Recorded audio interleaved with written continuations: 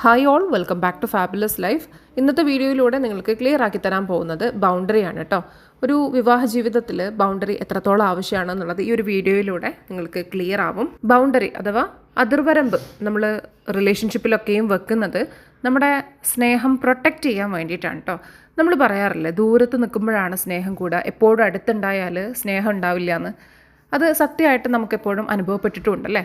അകന്നിരിക്കുന്ന സമയത്ത് നമുക്ക് ഒരു അടുപ്പം ഫീൽ ചെയ്യാറുണ്ട്. പക്ഷേ ഒരുമിച്ച് രണ്ടുപേർ ഒരുപാട് കാലം ജീവിക്കുമ്പോൾ എങ്ങനെയാണ് ഈ ഒരു ലവൊക്കെ പ്രൊട്ടക്റ്റ് ചെയ്ത് കൊണ്ടുപോവുക, ആ ഒരു സ്പാർക്കൊക്കെ എങ്ങനെയാണ് നിലനിർത്തി കൊണ്ടുപോവുക? ഈ സ്പാർക്ക് നിലനിർത്തുക എന്നുള്ളത് വേറൊരു വീഡിയോയിൽ ക്ലിയർ ആക്കി തരാം. നമുക്കിപ്പോൾ ബൗണ്ടറിയുടെ പാർട്ടൊന്ന് നോക്കാം. ഈ ബൗണ്ടറി നമ്മൾ സെറ്റ് ചെയ്യുന്നത് രണ്ടുപേർ ഒരുമിച്ച് ജീവിക്കുമ്പോൾ ആ ജീവിതത്തിൽ അവനവനെ നഷ്ടപ്പെട്ടു പോകാതിരിക്കാൻ വേണ്ടിയാണ്. നമ്മുടെ ചുറ്റുമുള്ള എല്ലാവരും എടുത്ത് നോക്കിക്കഴിഞ്ഞാൽ നമുക്ക് കാണാൻ പറ്റും, കൃത്യമായ ബൗണ്ടറിയിൽ ജീവിച്ചു പോകുന്ന ആൾക്കാർ എപ്പോഴും ഹാപ്പി ആയിരിക്കും. അവർക്ക് രണ്ടുപേർക്കും അവരവരുടേതായിട്ടുള്ള ഇഷ്ടങ്ങളുണ്ടാവും, അവർ ആ കാര്യങ്ങൾ കൃത്യമായിട്ട് ചെയ്യുന്നുണ്ടാവും, അവർക്ക് നല്ല സെൽഫ് ലവ് ഉണ്ടാവും.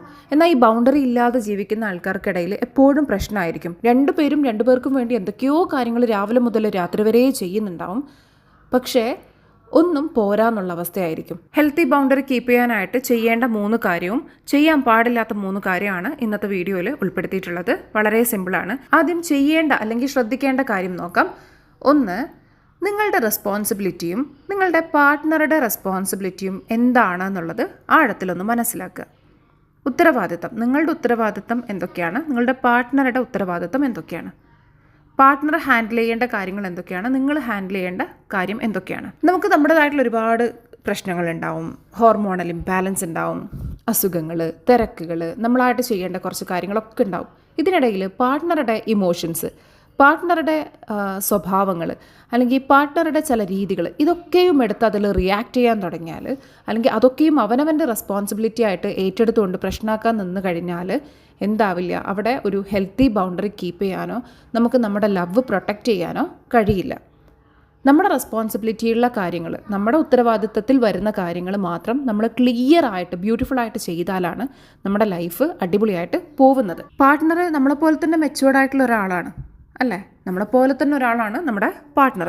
അവർക്കറിയാം എന്ത് ചെയ്യണം എന്ത് ചെയ്യാൻ പാടില്ല എന്നുള്ളത് അവർക്കറിയാം. എല്ലാറ്റിലും നമ്മൾ പോയി ഇടപെട്ട് കഴിഞ്ഞാലാണ് അവിടെ പ്രശ്നങ്ങൾ വരുന്നത്. അവിടെ പിന്നെ പ്രശ്നങ്ങൾ മാത്രമായിരിക്കും ഹൈ ആയിട്ട് നിൽക്കുക, സ്നേഹത്തിന് വിലയില്ലാതെ പോകും. നമ്മളിൽ ഫോക്കസ് ചെയ്ത് നമ്മുടെ റെസ്പോൺസിബിലിറ്റിയിൽ വരുന്ന കാര്യമൊക്കെ ബ്യൂട്ടിഫുള്ളായിട്ട് ചെയ്യുകയാണെങ്കിൽ നമ്മൾ കാമായിരിക്കും, നമ്മൾ എപ്പോഴും നല്ല സമാധാനത്തിലായിരിക്കും ഉണ്ടാവുക. നമുക്കറിയാം ഒരു ജീവിതം നല്ല രീതിയിൽ പോകണമെങ്കിൽ ഏറ്റവും ആദ്യം വേണ്ടത് സമാധാനമാണ്. ഇനി 2, നോ പറയേണ്ടടുത്ത് നോ പറയാം വിത്ത് ലവ്. സ്നേഹത്തോടെ നോ പറയാം. നിങ്ങൾ ടയേർഡായിട്ടിരിക്കുന്ന സമയത്ത് നിങ്ങളുടെ പാർട്ട്ണർ ഒരു സംഗതിയായിട്ട് വരികയാണ്, നിങ്ങൾ ശരിക്കും ടയേർഡാണ് അല്ലെങ്കിൽ നിങ്ങൾ എക്സോസ്റ്റഡ് ആണ് പല കാര്യങ്ങൾ കൊണ്ട്, നിങ്ങൾക്ക് ഇപ്പം എനിക്ക് ചെയ്യാൻ പറ്റില്ല കേട്ടോ, ഞാൻ വേണമെങ്കിൽ ഇന്ന സമയത്ത് ചെയ്യാം എന്നുള്ളത് നിങ്ങൾക്ക് പറയാം. അവിടെ നിങ്ങളുടെ ആ ഒരു മനസ്സിലുള്ള ബുദ്ധിമുട്ട് നിങ്ങൾ അടക്കി പിടിച്ച് യെസ് പറഞ്ഞാൽ അത് പിന്നെ പൊട്ടിത്തെറിയിലാണ് അവസാനിക്കുക. എപ്പോഴും യെസ് പറയുന്നുണ്ടെങ്കിൽ, എന്ത് പറയുമ്പോഴും ഓക്കെ പറയുകയാണെങ്കിൽ നിങ്ങൾക്ക് ആ ഓക്കെ ചിലപ്പോൾ ആ പറഞ്ഞ പോലെ തന്നെ പറഞ്ഞ സമയത്ത് ചെയ്തു കൊടുക്കാൻ പോലും പറ്റണം എന്നില്ല. നിങ്ങൾ എക്സോസ്റ്റഡ് ആണെങ്കിൽ, നിങ്ങൾ ടയേർഡ് ആണെങ്കിൽ നിങ്ങൾക്ക് വിചാരിച്ച സമയത്ത് കാര്യങ്ങൾ ചെയ്യാൻ പറ്റണം എന്നില്ല. നിങ്ങൾക്ക് ആഗ്രഹം ഉണ്ടാവാം എല്ലാം ചെയ്യണം എന്ന്, പക്ഷെ നമുക്ക് മാജിക് പവറൊന്നുമില്ല അല്ലേ. അപ്പോൾ നോ പറയേണ്ടടുത്ത് ക്ലിയർ ആയിട്ട് സ്നേഹത്തോടെ നോ പറയാം. നിങ്ങൾക്ക് ഏത് കാര്യം ഏത് സമയത്ത് ചെയ്യാൻ പറ്റും എന്നുള്ളത് വേണമെങ്കിൽ ആ സമയത്ത് തന്നെ ക്ലിയർ ആക്കി കൊടുക്കാം. ഇനി പറ്റില്ല എന്നാണെങ്കിൽ നിങ്ങൾക്ക് എന്ത് പറയാം, ഇപ്പോൾ ഞാൻ റെസ്റ്റ് എടുക്കുകയാണ്, അല്ലെങ്കിൽ ഇന്ന് എനിക്ക് പറ്റില്ല കേട്ടോ, അല്ലെങ്കിൽ ഈ വീക്കിൽ എനിക്ക് കഴിയില്ല കേട്ടോ, അല്ലെങ്കിൽ ഇന്ന കാര്യം എന്നെക്കൊണ്ട് ആവുന്ന കാര്യമല്ല കേട്ടോ എന്നുള്ളത് നിങ്ങൾക്ക് ക്ലിയറായി പറയാം. നോ പറയേണ്ടടുത്ത് നമ്മൾ നോ പറയുമ്പോൾ അവിടെ നമ്മുടെ എനർജിയാണ് പ്രൊട്ടക്റ്റ് ചെയ്യപ്പെടുന്നത്. നമുക്ക് കഴിയാത്തൊരു കാര്യം തലയിലെടുത്ത് വെച്ചാൽ പിന്നെ അതിൻ്റെ ഭാരവും കൂടി നമ്മൾ താങ്ങേണ്ടി വരും. അതിനേക്കാളും കഴിയാത്ത കാര്യം ഇതെനിക്ക് കഴിയുന്ന കാര്യമല്ല എന്നുള്ളത് ക്ലിയർ ആയിട്ട് പറയാം. വേണ്ടാതെ യെസ് പറഞ്ഞ് കൂട്ടിക്കഴിഞ്ഞാൽ അത് നിങ്ങൾ കൊണ്ടുപോയി തട്ടുന്നത് ഇതൊന്നിലും നിങ്ങൾ ഇടങ്ങാറാക്കാത്ത ആരുടെയെങ്കിലും മുകളിലായിരിക്കും. ചിലപ്പോൾ കുട്ടികളുടെ മേലെ ആയിരിക്കാം നിങ്ങളുടെ പ്രഷർ നിങ്ങൾ തീർക്കുന്നുണ്ടാവുക, അല്ലെങ്കിൽ നിങ്ങളുടെ ലൈഫിൽ പാവമായിട്ട് നിൽക്കുന്ന ആരെങ്കിലും ആയിരിക്കാം നിങ്ങൾ അതിൻ്റെ മേലിൽ ഉപദ്രവിക്കുന്നുണ്ടാവുക. അതുകൊണ്ട് തന്നെ സൂക്ഷിച്ച് യെസും നോയും തീരുമാനിക്കുക. നോ പറയേണ്ടടുത്ത് ക്ലിയർ ആയിട്ട് സ്നേഹത്തോടെ നോ പറയുക. 3, നിങ്ങൾക്കൊരു ആവശ്യം ഉണ്ടാകുമ്പോൾ അത് ക്ലിയർ ആയിട്ട് എക്സ്പ്രസ് ചെയ്യുക. പലപ്പോഴും ഇത് സ്ത്രീകൾ ഈ ഒരു കാര്യത്തിൽ പുറകോട്ടായിരിക്കും. അതായത് മനസ്സിൽ കാര്യങ്ങൾ വെച്ചുകൊണ്ട് പുറമേ എന്തൊക്കെയോ പറയും. ഉള്ളിലൊരു ഫീലിംഗ് ഉണ്ടാവും, പുറമേ വേറൊന്ന് പറയും. ഉള്ളിൽ ആഗ്രഹമുള്ളതായിരിക്കില്ല പുറമേ പറയുന്നത്. ആവശ്യങ്ങൾ ശരിയായ രീതിയിൽ എക്സ്പ്രസ് ചെയ്യുക. ഓപ്പോസിറ്റ് നിൽക്കുന്ന ആൾക്ക് മാജിക് പവർ ഒന്നുമില്ല ഈ മനസ്സിലിരിക്കുന്ന കാര്യം അറിയാൻ എന്നുള്ളത് ആദ്യം നമ്മൾ മനസ്സിലാക്കുക, ഈ കേൾക്കുന്ന ആൾ മനസ്സിലാക്കുക. ഇനി ചെയ്യാൻ പാടില്ലാത്ത കാര്യം എടുക്കാം. ഒന്ന്, എനിക്ക് എന്താണ് ഫീൽ ചെയ്തുകൊണ്ടിരിക്കുന്നത് എന്നുള്ളത് മറ്റ് ഓപ്പോസിറ്റ് നിൽക്കുന്ന ആൾ മനസ്സിലാക്കണം എന്നുള്ള ചിന്ത ഒഴിവാക്കുക. ആവശ്യങ്ങൾ തുറന്ന് പറയണം എന്ന് പറഞ്ഞ പോലെ തന്നെ മറ്റൊന്നാണ് ഈ ഫീലിങ്സ് മറ്റൊരാൾ നമ്മൾ പറയാതെ തന്നെ മനസ്സിലാക്കണം എന്ന് ചിന്തിച്ച് വെക്കുന്നത്. നിങ്ങൾക്ക് ഫീൽ ചെയ്യുന്നത് എന്താണ് എന്നുള്ളത് നിങ്ങൾ ശരിയായ രീതിയിൽ ഓപ്പോസിറ്റ് നിൽക്കുന്ന ആൾക്ക് ക്ലിയർ ആക്കി കൊടുത്തിട്ടില്ലെങ്കിൽ അത് പലതരം തെറ്റിദ്ധാരണകളിലേക്ക് എത്തും. ഈ തെറ്റിദ്ധാരണകൾ പെരുകാൻ തുടങ്ങിക്കഴിഞ്ഞാൽ പിന്നെ റിലേഷൻഷിപ്പ് എങ്ങനെ ഇരിക്കും എന്നുള്ളത് നമുക്ക് ഊഹിക്കാൻ പറ്റുന്നതേ ഉള്ളൂ. 2, ഈ ബൗണ്ടറീസിനെ പണിഷ്മെൻ്റായി കാണാതിരിക്കുക, അല്ലെങ്കിൽ പണിഷ്മെൻ്റ് ആക്കി മാറ്റാതിരിക്കുക. ബൗണ്ടറി സെറ്റ് ചെയ്യുക എന്ന് പറഞ്ഞാൽ ആരെയും അകറ്റി നിർത്തലല്ല, അല്ലെങ്കിൽ ഒരു ചുറ്റുമതിൽ കെട്ടലല്ല. നമ്മുടെ സമാധാനം പ്രൊട്ടക്റ്റ് ചെയ്യലാണ്. നമ്മുടെ സമാധാനം പ്രൊട്ടക്റ്റ് ചെയ്യൽ മറ്റൊരാളുടെ മനസ്സമാധാനം കെടുത്തിക്കൊണ്ടാവാതെ നോക്കുക. ബൗണ്ടറി എന്ന് പറഞ്ഞാൽ ഒരിക്കലും സൈലൻറ്റ് ട്രീറ്റ്മെൻ്റ് അല്ല. അത് കഴിഞ്ഞ വീഡിയോയിൽ പറഞ്ഞിട്ടുണ്ട്.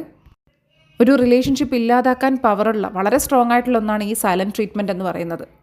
ബൗണ്ടറി എന്ന് പറഞ്ഞാൽ ഒരാളുടെ കയ്യിൽ നിന്നൊരു മിസ്റ്റേക്ക് വന്നു കഴിഞ്ഞാൽ അവരെ കംപ്ലീറ്റ് ആയിട്ട് ഇഗ്നോർ ചെയ്യലല്ല.